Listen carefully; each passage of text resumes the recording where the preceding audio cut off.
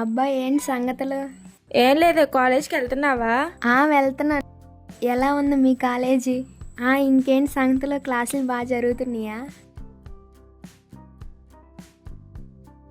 అలా తీసుకుంటాం తప్పు కదే, వాళ్ళు ఎంత అవసరతలో ఉన్నారు, ఎందుకు అలా తీసుకున్నావు?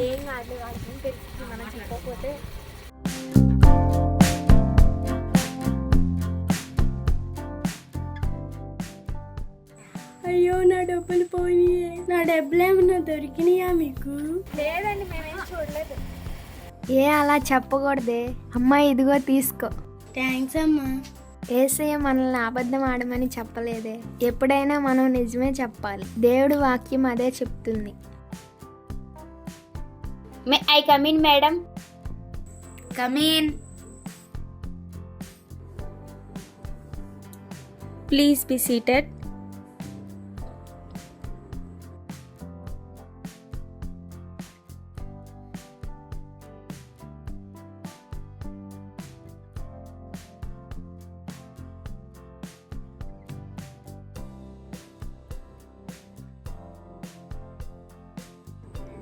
అన్నీ ఓకే, కానీ ప్రస్తుతం జాబ్ రావాలంటే కొంచెం క్వాలిఫికేషన్స్ అన్నీ చాలా మంచిగానే ఉన్నాయి కదండి. కానీ జాబ్ రావాలంటే ఇప్పుడు ఎంతో కొంత పెట్టాలి కదమ్మా, మీకు తెలిసిందే కదా. అదేంటి అలా అనకూడదు. మనం దేవుని నమ్ముకున్న వాళ్ళం కాబట్టి అలా చేయకూడదు. మనం అవినీతికి పాల్పడకూడదు. తప్పు, అలా చేయకూడదు.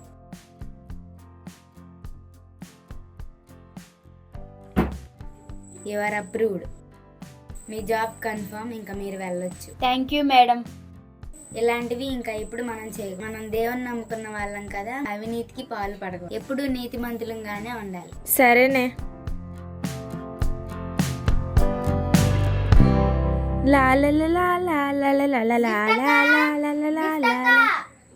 ప్రార్థనకి టైం అవుతుంది, ఇంకా రెడీ అవ్వలేదేంటి?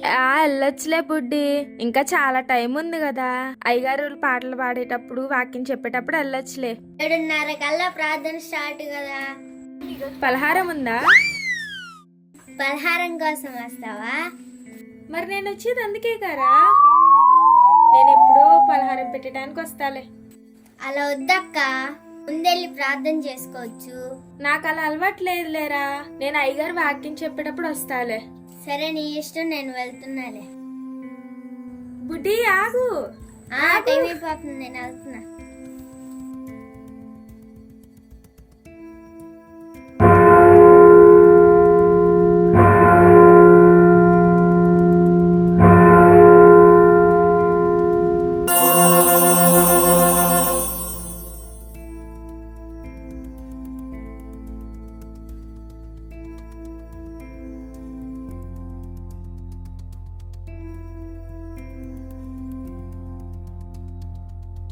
భవ్య,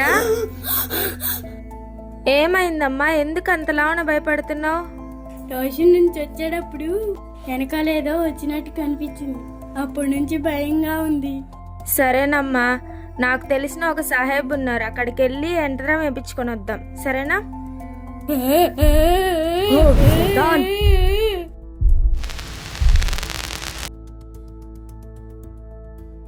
ఏం కావాలి మీకు? మా అమ్మాయి ట్యూషన్ వస్తా భయపడిందండి, అందువల్ల దేని చూసినా భయపడుతుంది. ఏదైనా పరిష్కారం ఉంటే మీరే చెప్పాలి. రేపు అందరం వేస్తాను. 10,000 అవుతుంది. డబ్బులు చేతిలో పెట్టుకుని రండి. 10,000 అంత ఇచ్చుకోలేమండి, కొంచెం తగ్గించండి. లేదమ్మా, అంతే రేటు. సరేనండి, వెళ్ళొస్తాము, రేపు వస్తాము.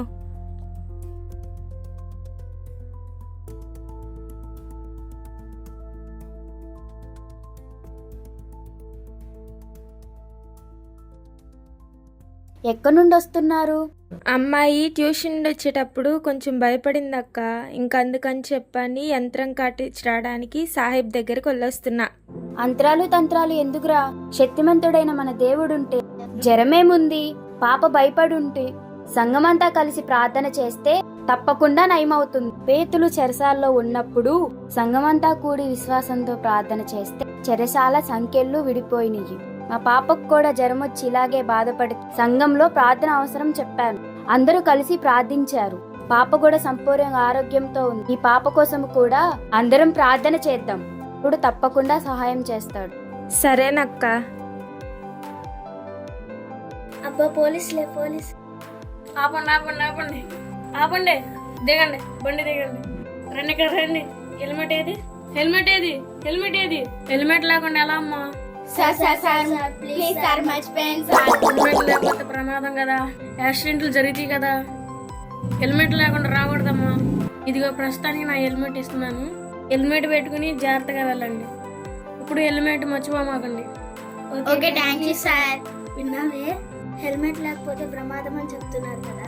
అలాగే యేసయ్యను నమ్ముకోకపోతే, యేసయ్యను రక్షకునిగా అంగీకరించకపోతే పరలోకంలో ప్రవేశం ఉండదు. నిత్య నాశనమే మనకు కలుగుతుంది. రోజు ప్రార్థనకు వచ్చి యేసయ్యను రక్షకునిగా అంగీకరించి రక్షణ అనుభవాన్ని పొందాలి. అలాగేనే ఇక నుండి నేను కూడా ప్రార్థనకి వస్తాను.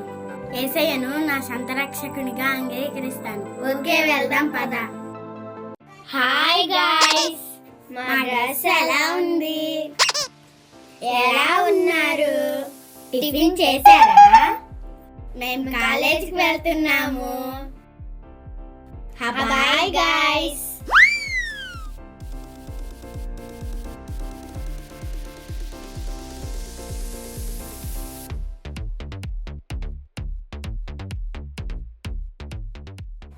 ఎలా ఉన్నారే? బాగానే ఉన్నాం. ఎందుకే ఇన్స్టాగ్రామ్లు వాట్సాప్లు చూసుకుంటూ ఉంటారు? ఇంకేం చేయమంటావు? దేవుని వాక్యాన్ని చదువుకుంటూ ఉండొచ్చు కదే.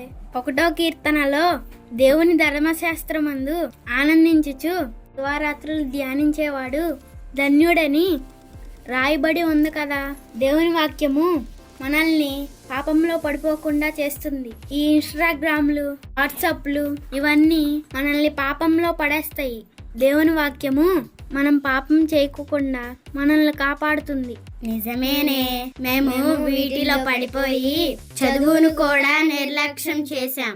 ఇక వీటి జోలికి వెళ్ళము. ఉదయం సాయంత్రం వాక్యం చదువుకుంటాం. మంచిది, ఓకేనే? ఓకే మంచిది, వెళ్దాం రండి.